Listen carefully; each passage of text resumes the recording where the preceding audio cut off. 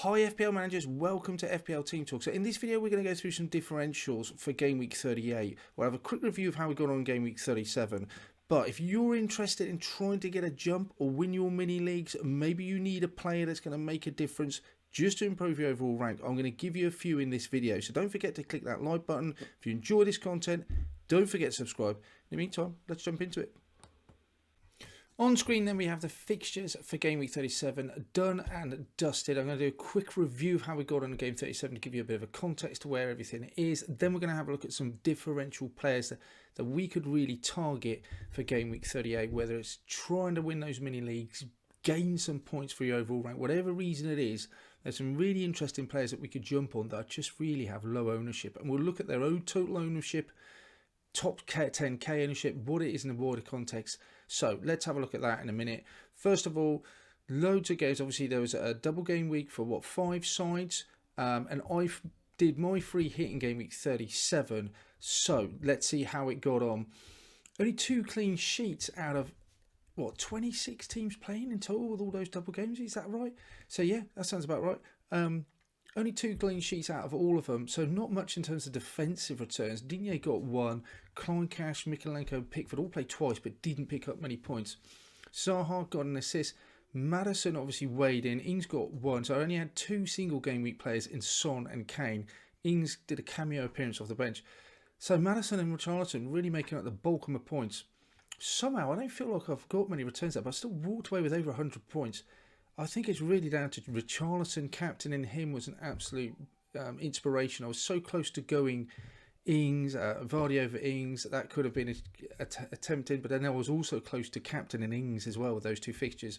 So little decisions, I suppose, could have gone either way. In the end, it was good. It'd been even better if I'd captained Madison, but in all honesty, that was never on the table with their second fixture away at Chelsea.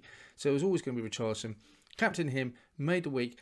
2 weeks ago, started Game Week 36 then, I was ranked about 125,000 in the world, which not where I wanted to be. I mean, I still have to think it's in the top sort of 2%, so it's not bad at all, but it just wasn't where I wanted to be. So I had a great week last week, good week this week, and another climb up to 22k now. So really pleased with that. Beats my rank last year, just improving all the time. If this season is teaching me nothing else other than the fact that there's planning is just absolutely paramount. I mean, I've meticulously planned my team, my players around free hits, trying to cover double game weeks in order not to free hit. I've surrendered a big lead in terms of rank overall, but I've just clawed it back in the last couple of weeks. And the side looks pretty good as well for Game Week 38, and we'll look at that in a future video. But for this one, really pleased to get inside the top 30 and just one more week to try and push on and do even better. But let's have a look at some of those high-performing players that actually top some of the XGIs and GAs, a goal assists expected for Game Week 37. One of the hardest ones, you couldn't pick it really, could you? Pedro, even though he got absolutely smashed by Leicester at home, played 1 fixture.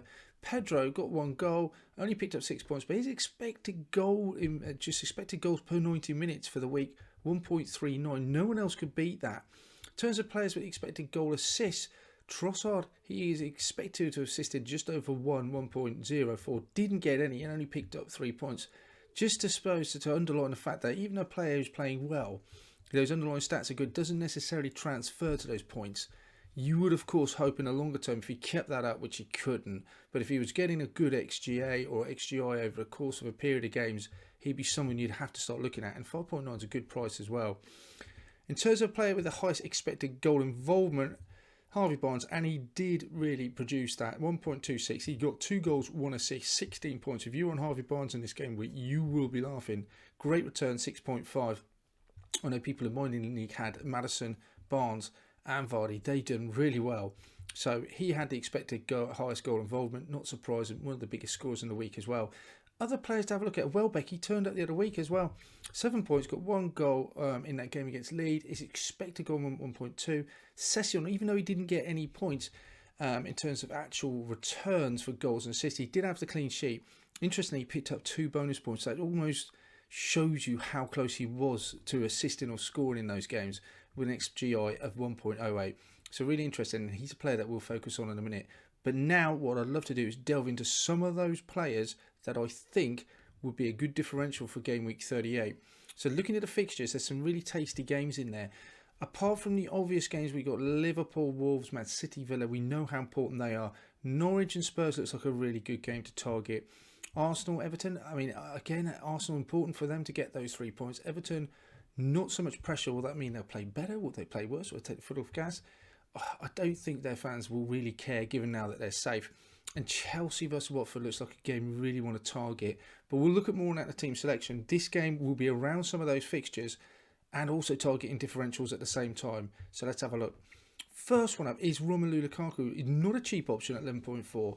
Perhaps been a little bit underwhelming. I think a few of us, like myself, were stung earlier on in the season, brought him in, had a sort of honeymoon period, didn't quite produce it. But that fixture against Watford looks really appealing. 3 goals in the last 5 games. Doesn't pick up many assists. Don't mind if he's got 3 goals. That's what I really want to see him involved in. XGI looks decent at 0.59. He looks like quite a nice option. His overall total ownership, 7.5. I think that's from a lot of players that have just joined the game and just left him in their side. The effective ownership inside the top 110k is very, very low, 0.1. So players that are actively playing the game, not many people own him. I expect that to go up quite big. Havertz is fit now, so that's the only danger, I think, to his slot. Fixture looks brilliant. Stats look good.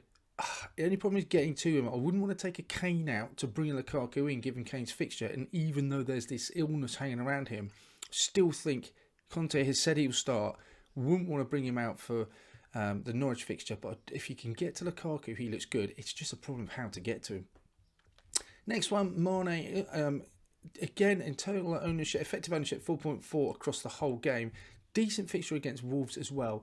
2.7 in the top 100k. Only 1.9% of people own him in the top 10k. 1 goal in the last 5 games, no assists. His stats look really good though, so he's not really producing them. But his XGI across the season 0.7. That looks good. He's had a rest, back in the side.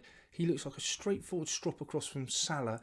I certainly remember him last people going on him as a differential, and he really brought dividends then. I think he got 3 goal returns, got a brace on the last day of the season.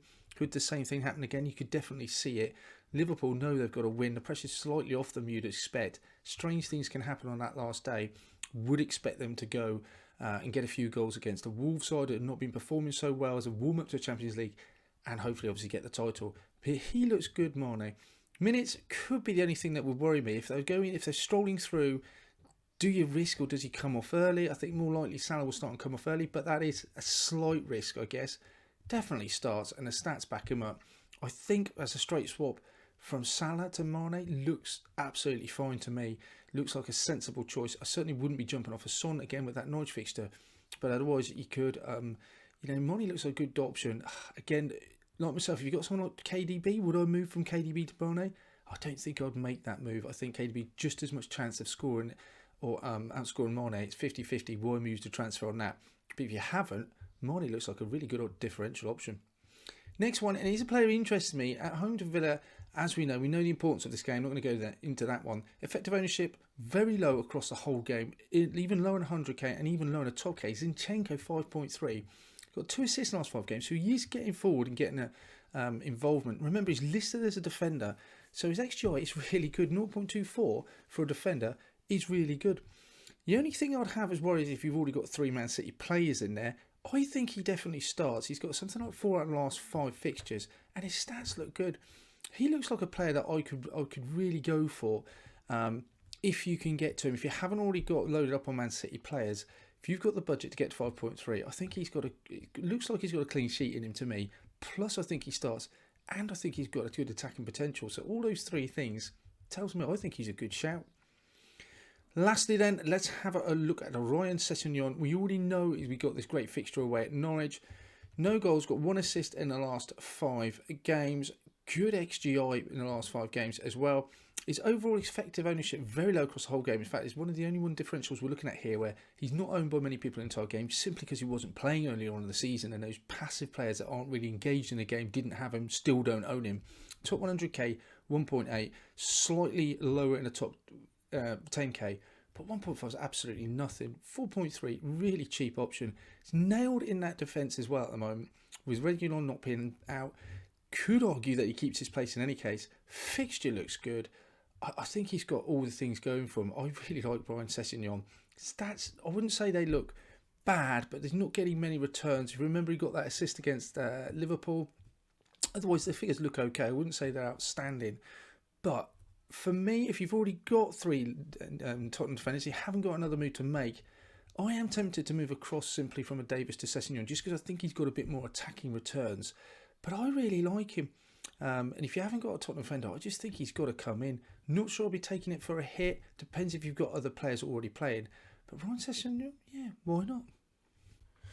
That's it for this one then, guys. Thank you for watching. We'll be coming back at you with a team selection deadline stream tomorrow for the final day of the season. In the meantime, don't forget to hit that like button, subscribe, and I shall see you soon.